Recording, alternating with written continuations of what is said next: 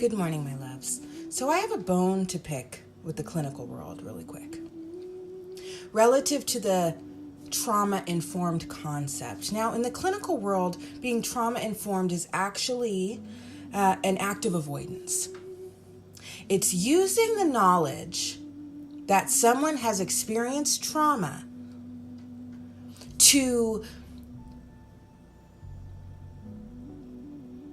prevent certain behaviors from you that may cause further triggering, or to prevent you from saying things that may cause further triggering, okay? Now, there's an issue with this when it comes to actually healing someone. Here's why. In order to heal wounds that create triggers, you need to understand the trigger itself and what is actually being triggered. This is the substructure of inner work. Understanding these things, mapping these things, paying attention to these things. And if you're practicing avoidance and walking on eggshells because you don't want to trigger someone, you're not helping them at all.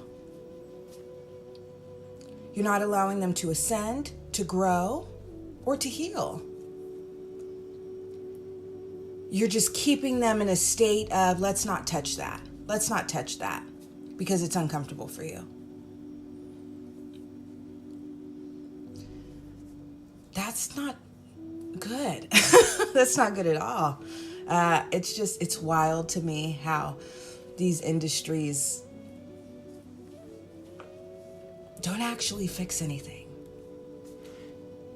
And the quickest way to determine what needs to be worked on, what needs nurturing, what needs healing, is by summoning the shadow by way of triggering the ego in order to map the inner child wounds.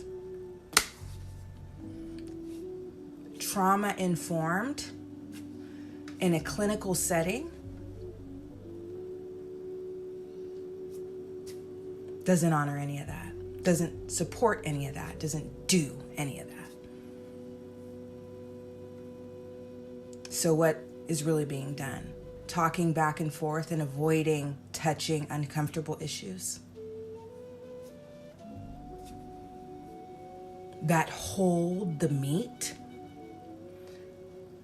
of the soul's harm that needs to be tended to in order to strengthen someone's frequency and raise their vibration. It's the weirdest thing I've ever heard. It's the weirdest thing I've ever heard. It's right up there with having people who are trying to heal from addiction issues sit in a room saying negative affirmations about themselves for about an hour. That's all.